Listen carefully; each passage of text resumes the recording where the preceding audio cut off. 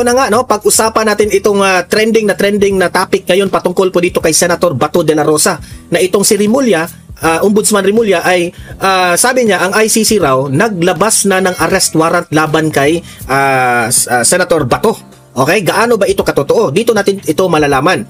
At kung totoo man na meron ng arrest warrant itong si Senator Bato sa ICC, ay may kinaugnayan ba ang ating presidente dito? May kinaugnayan ba ang ating administrasyon dito? Sinadya ba ito? Yan, malalaman niyo yan mamaya. Ating pag-usapan ay ito ngang si Attorney Vic Rodriguez. Trending na trending itong kanyang speech, no, na hinamon niya itong si BBM sa kanyang kapalpakan dyan sa nangyari sa Cebu. Sobrang palpak eh.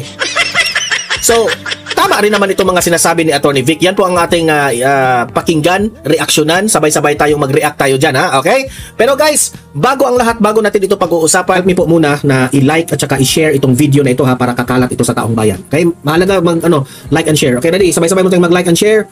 1, 2, 3, go! Ayan, naka-like and share na ba? And sa mga bago pa lang dito sa aking channel sa Don Mar TV, mag-subscribe na po kayo kung first time nyo itong napanood, no? Para lagi kayong updated sa ating mga balita. At heto, pumutok itong balita tungkol kay Senator Bato. Panoorin po natin ito. Posible umanong magpasko sa The Hague, Netherlands si Senator Ronald Bato de la Rosa kasama si FPRRD. Imagine that one. Posible raw magpasko si Senator Bato sa The Hague kasama si Duterte. Ganyan sila. Ako personal kong paniniwala ito, personal kong paniniwala. Mamaya i-explain ko. Naglabas na raw kasi ng arrest warrant ang ICC dahil sa umano'y madugong war on drugs ayon kay Ombudsman Boying Rimulya. Pero ang ibang ahensya tila nagve-verify pa kung totoo umano ang bombshell statement ng Ombudsman. Narito ang Agenda Weekend Report ni Hannity. May naniniwala pa ba kay Rimulya? Yan ang malaking tanong. Unang naglandfall ang isang bagyo kay Senator Bato de la Rosa at pwede ring granted na ang wish niya at sumunod na kay dating Pangulong Rodrigo Duterte sa ICC detention. Inilantad kasi ni Ombudsman Jesus Crispin Remulla nitong Sabado sa publiko na may warrant of arrest na umano ang ICC laban kay de la Rosa. Siya ang nooy PNP chief sa termino ni Duterte nang ilunsad ang kampanya kontra droga na Uplan-Tukhang.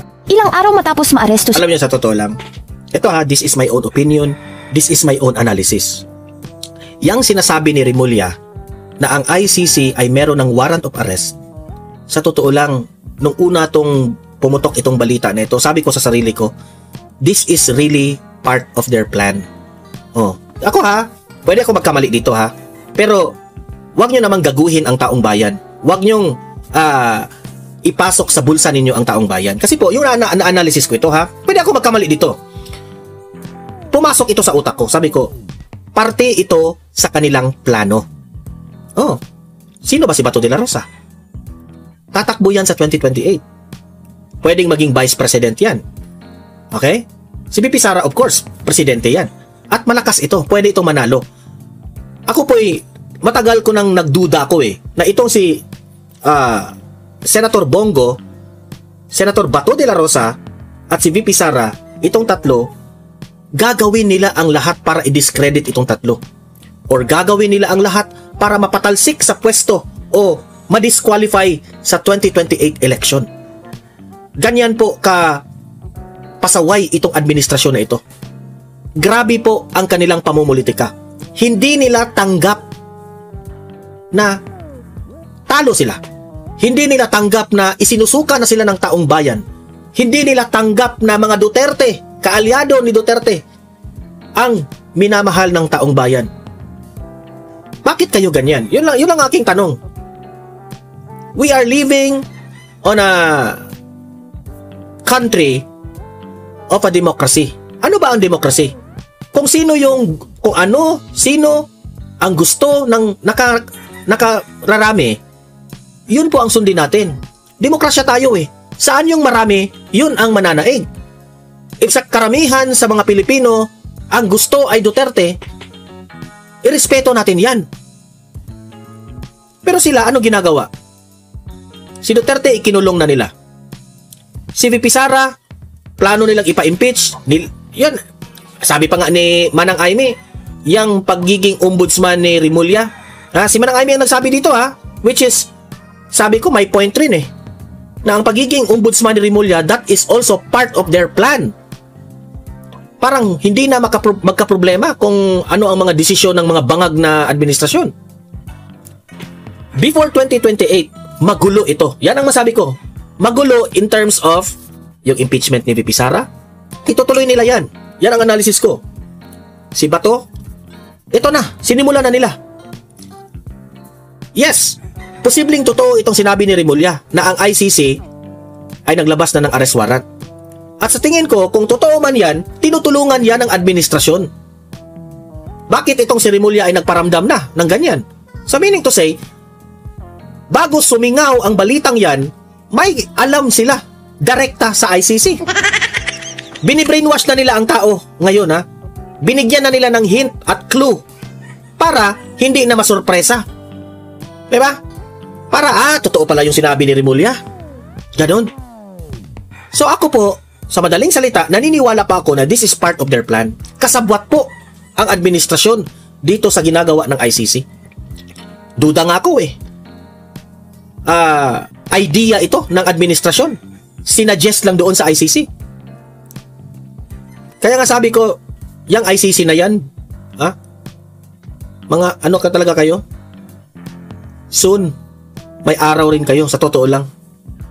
Ang kabutihan na create ng ating Panginoong Diyos ay hindi yan masusupil ng kasamaan. Yan lang talaga ang lagi kong pinanghahawakan. Itong taong ito, former President Duterte, ito lang ang taong nagbigay ng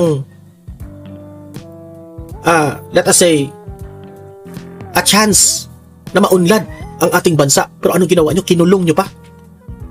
At ngayong 2028, hindi pwede yan na ang kasamaan pa rin ang mananaig. Patuloy natin. Duterte at i-turn over sa ICC sa The Hague, Netherlands. Pumutok ang balitang pwedeng si De La Rosa ang isusunod ng International Tribunal. Pero tila unbothered ang senador noon at sinabi sa Senate media na handa raw siyang samahan ng dating Pangulo sa detention habang nahaharap sa crimes against humanity. Remember huwag kayong kaagad maniniwala kung ano ang sasabihin ng administrasyon. Kung sasabihin ng administrasyon na hindi kami papayag na si Senator Bato, hayaan na lang namin na ipahuli namin si Senator Bato, huwag kayong maniwala. Yan rin ang sinasabi nila dati nung panahon ni Duterte. Diba? Ano ginawa nila? Hinuli nila. Kaya huwag kayong magkumpiyansa sa mga sasabihin ng administrasyon dahil lahat ng sasabihin ng administrasyon, kabangagan yan.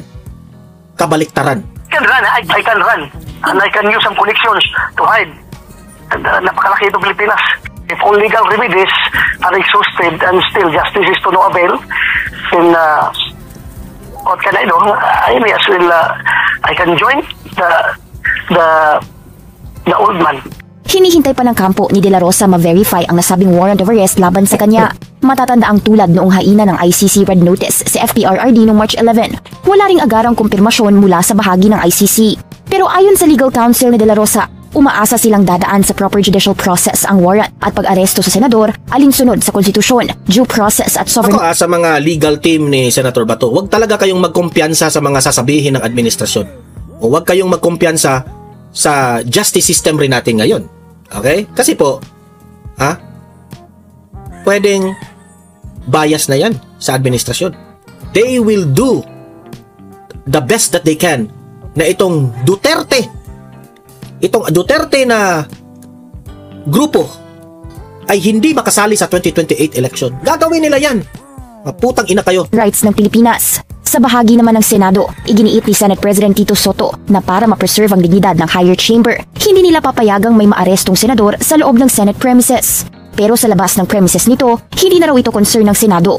Una na rin kasing in-explore ni De La Rosa ang kanyang options at isa rito ang posibleng paghingi ng tulong sa Senado. Oras na Ewan ko lang kung anong gagawin ni Senator Bato Kung siya ba ay hindi siya magpahuli o tatakas pa siya. Ewan ko lang kung anong gagawin niya ina ng warrant. Hanggat kaya nga niya, hanggat kaya ng Senate President na kupkupin niya muna ako, hindi niya muna ko isurrender kung may warrant of arrest na. Sa ICC documents hinggil sa kaso ni Duterte, may nakasaad na may co-perpetrators siya para i-neutralize umano ang mga target nilang kriminal kaugnay ng tukhang. Pero redacted ang mga pangalan nito. May chain of command umano ito at network para ma-implement ang sistematikong pagpatay. Sa pagtatala ng iba't ibang human rights groups, hindi bababa sa 6,000 individual ang nasawi sa kampanya kontra droga.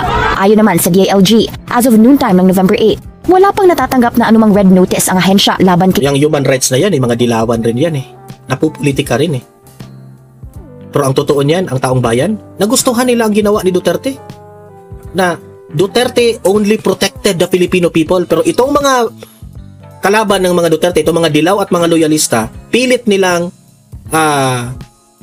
i-paint na masama si Duterte. Lumabag sa human rights. Ginurgur yung dapat magurgur na mga inosente, ganun, propaganda nila ba? Mga putragis talaga mga tao to. De La Rosa, kaya wala pa raw actionable document para respondihan ng departamento. Matatandaang may papel na ginampanan ang DILG at Isa pa ito? Ay nako. PNP sa pagsuko kay FPRRD sa kustodiya ng ICC. Kaya tanong ng marami, ganito rin kaya ang mangyayari sa dating PNP? Ganyan ang mangyari kay Bato. Kaya ikaw Bato, maghanda-handa ka na. Kasi hindi na po mapagkakatiwalaan itong administrasyon na ito. Chief na si De La Rosa. Sa huling monitoring, spotted pa si Senator Bato sa Cebu nitong mga nakaraang araw na namahagi ng tulong at rescue operations para sa mga biktima ng Bagyong Tino. Nasaan na si Hontiveros? Nasaan na si Bam Aquino at si si Kiko Pangilinan? Pumunta ba dyan? Mga putang... Wala pa siyang inilalabas na komento hinggil sa issue. Para sa Agenda Weekend, Hannah T. Ay nako. Bato, mag-ingat ka. Alam nyo na.